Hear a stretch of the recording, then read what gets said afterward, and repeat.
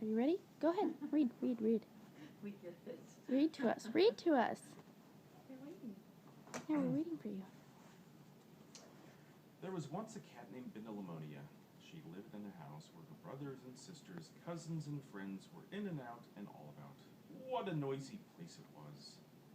One day, Daddy-o found a shiny pot. She put it on her head. Suddenly, all the noise was gone. She liked the quiet so much, she decided to wear the pot all the time. The same day, Mother Cat said to Daddy-o and her brothers and sisters, "I have to take care of a sick friend this afternoon, but oh dear, how am I going to clean the house and cook your supper too?" Don't worry, said her kittens. When you come home, the supper will be ready and the house all clean. We'll take care of everything. Mrs. Cat took Daddy-o with her to the sick friend's house to run errands. Daddy-o, said Mrs. Cat, "run home and tell your brothers and sisters that it's time to put the fish on to bake." Daddy-o didn't hear what her mother said. Her ears were still under the pot. Everything she heard was all mixed up. Did she say to put the fish on the fake or to put the fish in the lake? Daddy-o wondered as she ran home. Oh, she must have said to put soap in the cake. Mama, won't you put soap in the cake? She told her brothers and sisters. All the kittens wanted to please Mother, so they put soap in the cake.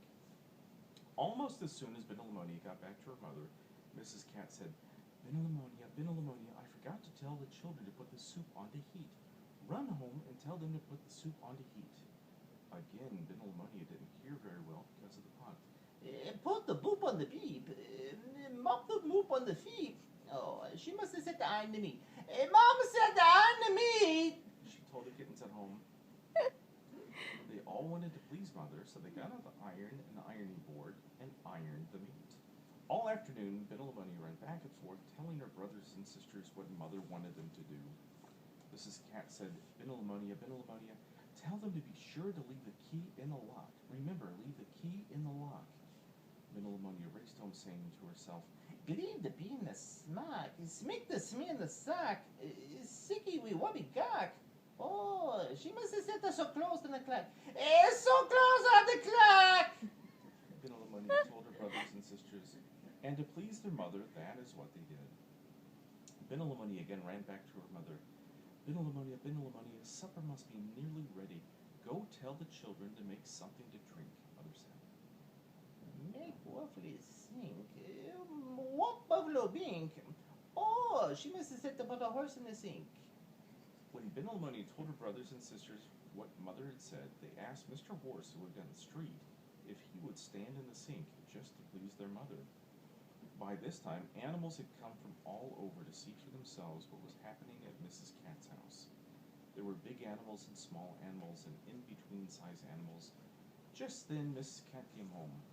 She saw soap bubbles rising out of the cake and meat on the ironing board ready to bake. She saw the clock dressed in pink and a horse in the sink.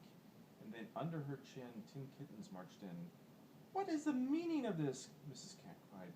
Surprise! Surprise! Said the kittens. They thought they had pleased their mother. They thought they'd done just what she wanted.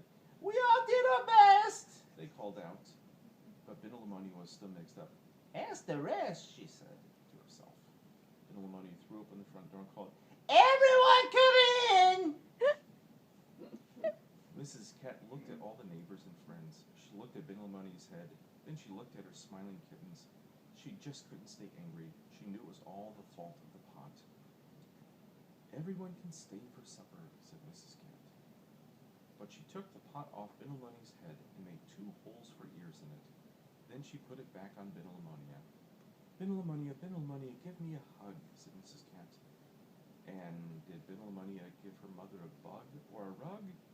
No, she gave her mother just what she wanted.